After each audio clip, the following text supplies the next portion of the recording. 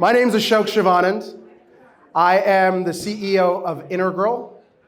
We are at the cutting edge of automotive product design and innovation. And something that we know is that transforming the industry is not just about new tools and technology or even new talent, but really about changing the culture of the organizations. Not surprisingly, when Jan and I met, it was when we were both speaking at a panel about culture. At the time, it wasn't obvious that we had more in common than cool hair and that neither of us really looked like we'd fit in an automotive boardroom. As we got to know each other a little bit more, it became apparent that we both agreed that transforming this industry is going to be more than retooling and reskilling. And cultural change starts with leadership. Yep. Some of the other things, I think, Jan and I both moved to North America by ourselves. We had to learn to navigate the winters here. We had to modify our accents. And something else is that we both really enjoy being on the shop floor. The hard hats, the safety goggles, the smell of the oil, the hum of the machinery. We're not even bothered that the hard hats ruin our cool hair. That's just how cool it is to be on there. Jen has been a force of encouragement. And I was really happy to hear that her daughter, Gwen, encouraged her to take this leap by saying, "Mom, it's okay. We can always eat ramen." And Jan's mom said, "You can always move back to the farm." And similar to that, Jan has always been this nurturing support for leaders like myself in this industry, while also holding us accountable to higher standards for ourselves. That nurture forces us to dream bigger, and the accountability drives us to chase those dreams.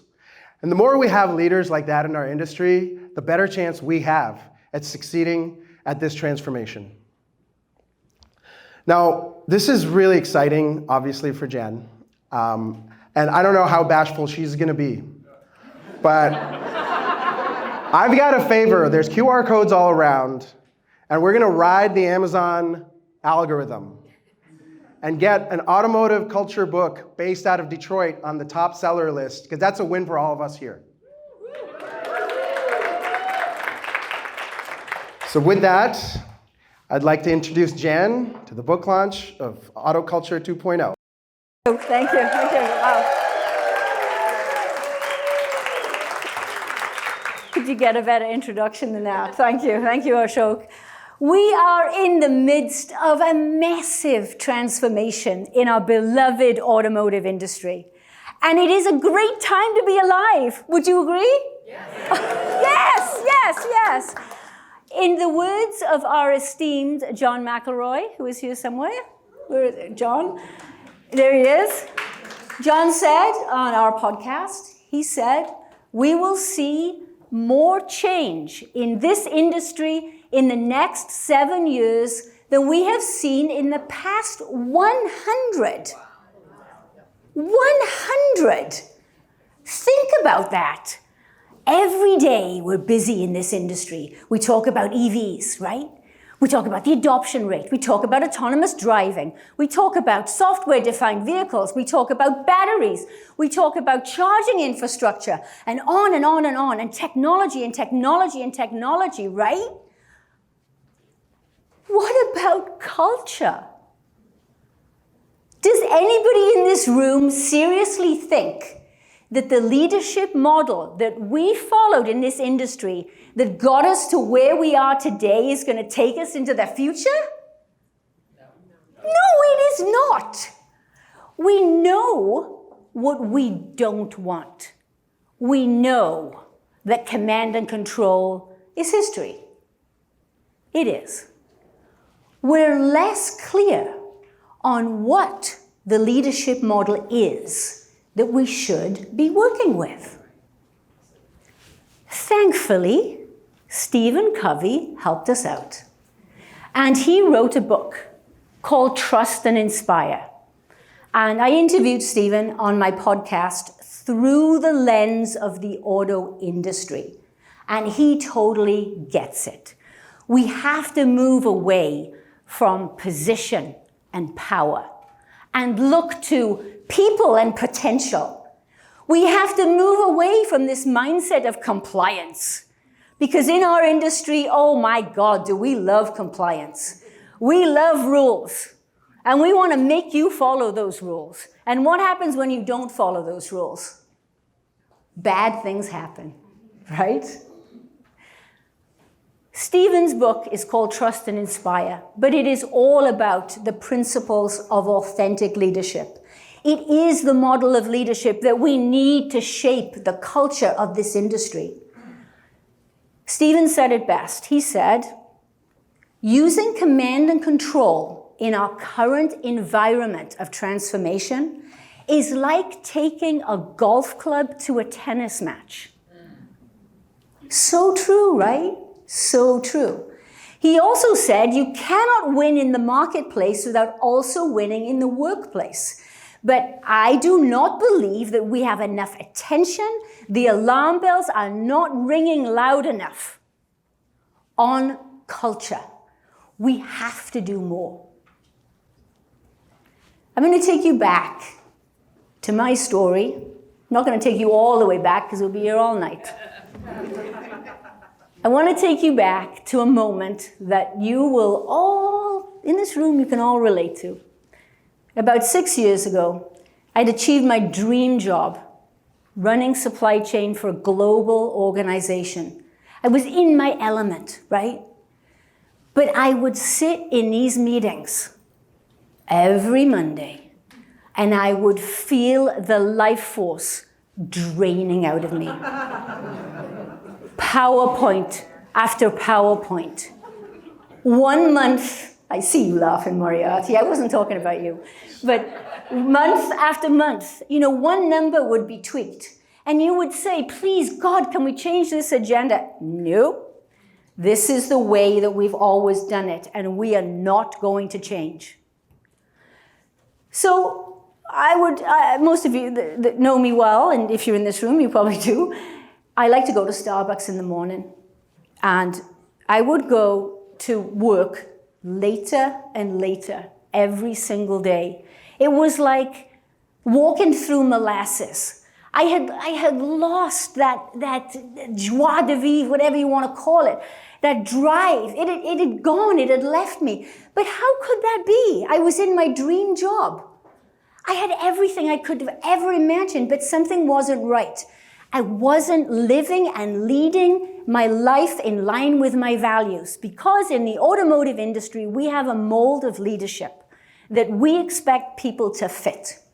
And I became really, really good at assimilating into whatever mold a particular tier one wanted me to fit. I became what they wanted me to be. And I became good at that. And then finally, here I am in my 50s.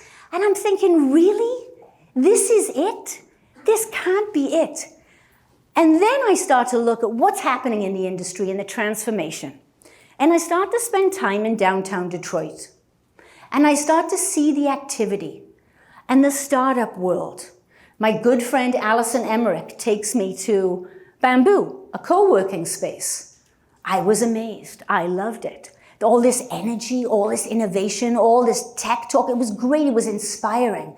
And then I met Amanda Roroff. Where's Amanda? You're around here somewhere, Amanda. Where is she? There she is. There she is. I met Amanda Roroff. At the time, Amanda ran Planet M, a place to nurture tech companies and startups. And I was so excited. So I grabbed a hold of my engineering colleague and I said, okay, you know what we're going to do? We're going to put a purchasing person down here and an engineering guy, and we're going to make sure that they take all the new ideas from all these tech startup companies and bring them back to the tier one, to our company. It's going to be great. So he was all in, and we went back to the ranch, and guess what?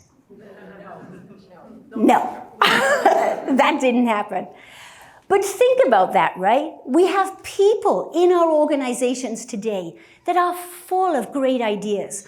We have a responsibility as leaders to create an environment for them to grow, for an environment for them to flourish, to banish the fear that we're so known for in this organization. I can't tell you how many times, as direct as I am, that I was afraid to put my voice forward because I was afraid of judgment. I was afraid of being fired.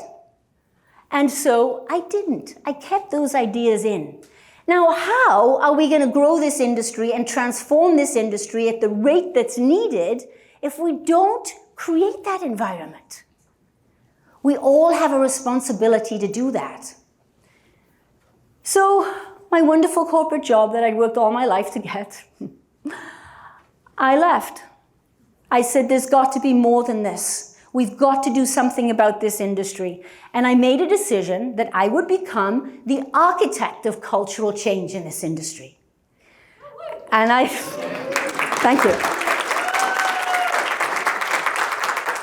Thank you. And so I left and I started Gravitas Detroit. And people thought I was nuts. I am not going to tell you what Mo did. Yeah, she didn't think it. She told me time and time again. I won't even tell you what Tony Danes thought of me and put on LinkedIn. But there was, so people thought I was crazy. You don't leave a job like that in your 50s, right? Nobody does that. I did. I took my salary to zero. I couldn't do the side hustle. I had an employment contract. I couldn't do that because everybody says we'll do a side hustle. No, it was either you're all in or nothing. And so I did. And so I left. And I started Gravitas Detroit. So, okay, we start Gravitas Detroit. I'm figuring out what it's like to be an entrepreneur. It's all good. And then I thought, well, if I'm going to be talking about authentic leadership, I need to find people that get it. I need to find people who practice authentic leadership. Get their voices heard so that other leaders in the industry could listen to their stories, listen to exactly what authentic leadership was all about and how they practice it. And so I started the podcast. Now, you should probably know that all these moves that I'm making in my career, I have absolutely no idea what I'm doing when I started. No clue. I didn't even know how to spell a podcast. Now I'm giving presentations on podcasts. So I started the podcast and met some wonderful, wonderful leaders who started to share their insights and their stories, and it was great. It was such a wonderful experience. And then somebody said to me, and they said this to me a number of times over my career, you should write a book. Oh, dear God, what? No, please, please. I just got through this podcast thing, and now I'm supposed to write a book? Well, here's the problem. I'm not a writer. I'm not a writer. I'm just not. I know my strengths. And as leaders, we have to play to our strengths. And so I hired a ghostwriter. And I'm not ashamed to admit it. A lot of people who hire ghostwriters, they kind of keep them exactly as a ghost, they keep them in the background. No, I hired a ghostwriter. Her name's Audrey Mast. She's awesome. She listened to hours and hours and hours of me talking about this book. She listened to hours and hours of transcripts because the idea for the book, because as hard as it is for me to believe, not everybody likes podcasts, but the idea for the book was to take some of these podcast episodes and really just dial it in and pull out the leadership insights and share it with the industry. Well, when I think back in my corporate role, I don't want to read a 350-page book, right? I want to just tell me what I need to know. Give it to me.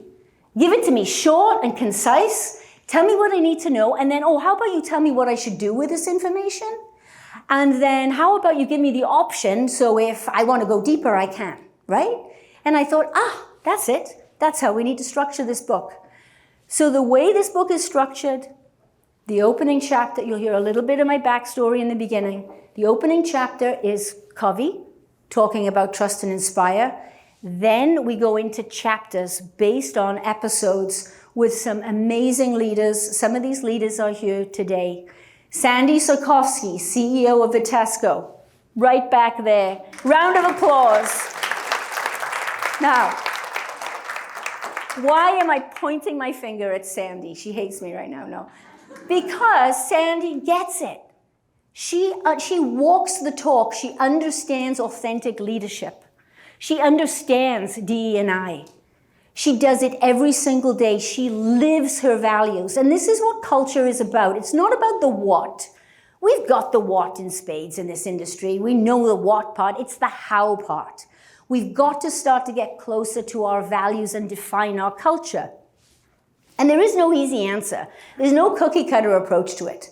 The book is simply a playbook, a roadmap, a guide to help you open dialogue and conversations around culture. That's what it's for. Dr. Andy Palmer, former CEO of Aston Martin, the godfather of the EV, he shepherded in the Nissan Leaf. He knows a thing or two about culture. He started in the nasty, grimy British automotive industry, which is about as awful as you could possibly get. And then he worked his way through Japanese culture with Nissan, and then Aston Martin, and now he's more in the mobility, in the EV space. So he has a lot to share. And one thing no spoilers because you have to buy the book and read the book, but I will tell you that the one thing he said that resonated with me is this. Because we talked about California culture, EV startup culture, right? And then we talked about traditional legacy auto culture. And he said, you know what, Jan? He said, there's no right or wrong. There's no right culture or wrong culture. There is only the culture that you want for your business. The culture that you want as a leader for your team. It's up to you as a leader to define the values that you want and to make sure that you live those values every day. Stefan Krauss, another chapter on Stefan Krauss. Stefan Krauss, when I first met Stefan, I guess I can say this now, I interviewed with him. And I thought it was going to be the worst interview ever. His background, former head of sales and marketing for BMW in Germany, former CFO of Deutsche Bank, right? So I think the image that you've gotten in your head right now. I've been to Volkswagen. I've been torn to shreds in Wolfsburg, right? In German, and I don't speak German, but okay. So I had this image of this guy, and when I met him, I was so wrong. This man is one of the most authentic leaders I have ever met. So he then moved into the mobility space. He was at Faraday, and then he moved over, started a company called Velocity, and then became the CEO of Canoe. And now I kind of lost track of him. But one of the things that he really believes in is this idea of compliance, and that we tend to think that people are going to screw up. And so we build our systems and processes around that. And what we need to do now in this industry is to unlearn a lot of that thinking. Not all of it. It's not all bad. But we have to unlearn some of that and learn to lead with conviction. Jessica Robinson is in the book, an awesome leader from tea taster to venture capitalist. You'll learn a lot about Jessica in the book. But those are just some examples of the chapters, of the insights that these people are bringing to the podcast that I'm sharing in the book. This term, authentic leadership, is a broad term. If I went around this room, everybody would have a different understanding of what it is. I took all my leadership experience, everything I've learned from the podcast, and I've learned a lot by interviewing people in the podcast. And I put it all together in a document. It's called The 21 Traits of Authentic Leadership. And you know there's a QR code in the book for you to download it. There's a QR code for everything in my life. So, all right, so what do I do? These days, I spend my days, yes, podcasting. I love podcasting. I spend my days helping companies with their leadership offsites, helping them define what their culture is all about. I do tons and tons of speaking engagements, trying to get people excited about culture, trying to get people to understand why we need to focus on culture. And then the other thing that I do is I take my podcasting skills to the shop floor. Now, you guys are probably going, what? Why would you take a podcast to the shop floor? Isn't it loud and noisy and dirty? And why would you do that? Authentic leadership is all about communication.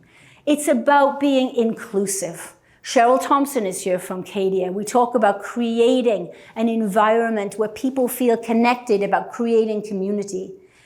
There is a population in this industry that's woefully underserved in that regard, and that is the people on the shop floor. They don't have a corporate email. You can have all the best corporate communication strategies on the planet. You're not reaching the people on the shop floor. So how do you do that? A podcast. I have been having a great time. I have a tier 1 client right now that I work with, and we're interviewing people from the shop floor. I'm interviewing production techs, operators, CEOs, VPs, and we're sharing stories. We're sharing values. We're creating culture. That's what authentic leadership is all about. I was thinking the other day about where this industry is headed, and there's a lot in the news right now. We talk a lot about BYD and Tesla. And it wasn't so long ago, that we used to scoff at Tesla. Do you remember those days? When we would say, oh, they're just a tech company. They'll never make a car. Remember that?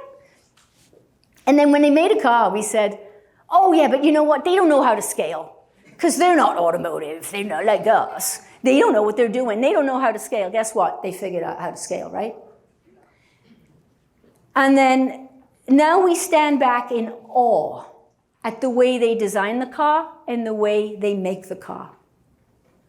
There are only 2 vehicle manufacturers. Lee, you have to fact check me on this. There are only 2 vehicle manufacturers out there that make a quality vehicle and make money, correct? BYD, Tesla, correct? And we scoffed at the Chinese, didn't we? We said, oh yeah, we went over there and we looked at some of the product and we said, oh yeah, but it's cheap. The quality's not there. We're not saying that now, are we? We cannot allow this industry to go the same way as Blockbuster. We're going there. The Blockbuster tale. They did the same thing, didn't they? They scoffed at Netflix. This scrappy little startup. Oh, they don't know what they're doing. They're just these bunch of young, crazy guys, right? No. Enough of that thinking. We cannot think like that anymore. We have to create an environment for innovation to thrive. We cannot talk about innovation as it relates to product and technology out of one side of our mouth and then have a culture that kills it in the other. That has to change. We cannot, my supply chain background, we cannot talk about bringing in new suppliers and new technology and throw a 35-page terms and conditions document at them. Sorry, John Crucher, Catherine, Jamie, the 3 lawyers that are in the room. We cannot do that. They're going to run away screaming. We have to nurture this relationship. I interviewed Jeremy McCool, CEO of Hevo, the EV wireless charging company. And I said, Jeremy, what was it like when you came to Detroit for the first time trying to knock on the door of the OEMs? And he said, one word, antiquated. So we cannot continue with these small little bits of incremental improvement with our culture. We think we're doing some good things, but we're not doing enough and we're not doing it fast enough. We need to do more. And we need to do it not only to make sure that we don't become the next Blockbuster, but for our legacy, for our children, and for the people coming into this industry. We have to leave it in better shape than the day we walked in the door to walk into this industry. Who's with me on that? Come on.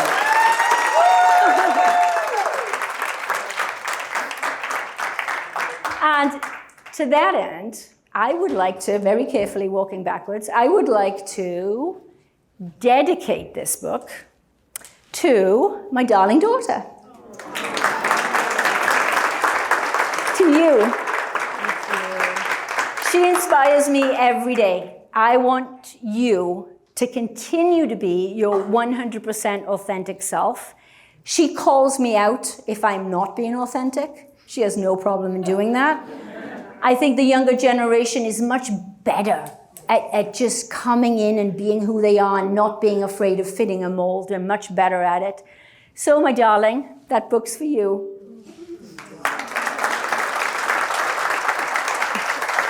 And just for the record, at no point did we have to rely on a diet of ramen noodles.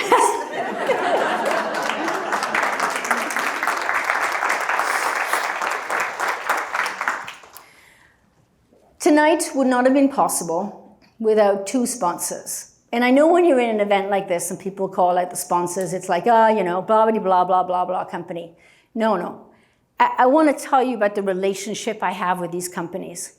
So Lockton is the premier sponsor tonight. And most of you, well, not most, but a lot of you probably going, Lockton? Who's Lockton, right? Lockton is a business insurance company and a people solution company.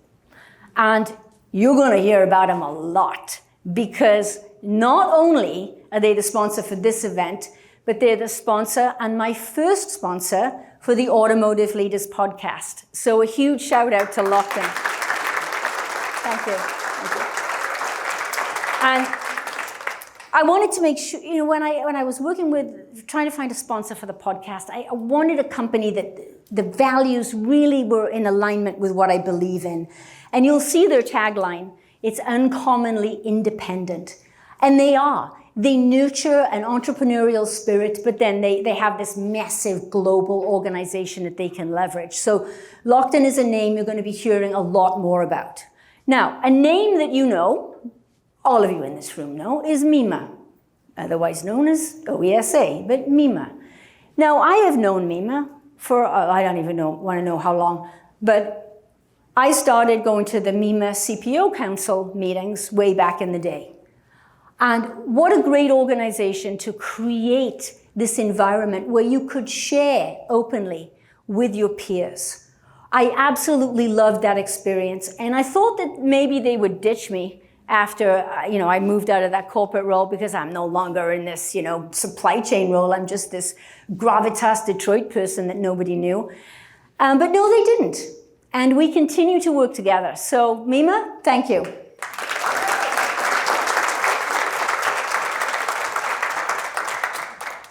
But now is the time, and we love to do this in auto, and if this is one of the things that we love about our culture is we like to take action, don't we? Where's the action? Where's the action plan? Come on, you're that, yeah, see? I know JD's all about that, right? So we like to take action. So here it is. Here's the action. Ashok set you up earlier on to hit the QR code on the table to order your book. We're trying to get the book up to an Amazon bestseller today. It all depends on sales today. So if you haven't ordered it, please hit the QR code and order it. But more importantly, when you have the book, I want you to commit to yourself right here in this room right now that you will take an action when you get back to your business, back to your teams, that you will take an action to do something to open up the dialogue about culture with your teams and make a difference, make a change. This is a tremendously exciting time for us to be alive. And we have a choice. We can either engage in this transformation, or we can just ignore it and we can stand on the sidelines and watch it. I say no. I say we get right in there, right in the heart of it, and we lead this change. All the leaders who are in this room today, I want to know, will you join me and will you take an action Monday? Yes?